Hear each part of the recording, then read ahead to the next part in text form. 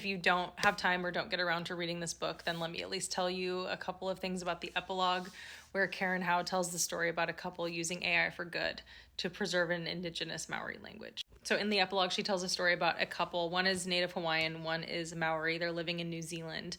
They had both been growing increasingly concerned about the dying off of the indigenous Maori language in New Zealand.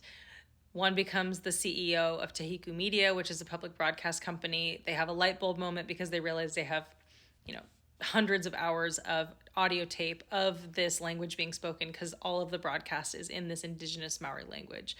And they have the idea that they're going to use AI to transcribe and create lessons. I'm going to read you just 3 sentences, one quick excerpt.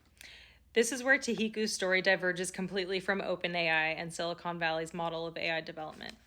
Intimately familiar with the devastating effects of colonial dispossession, Jones and Mahilona were determined to carry out the project only if they could guarantee 3 things: consent, reciprocity, and the Maori people's sovereignty at every stage of development.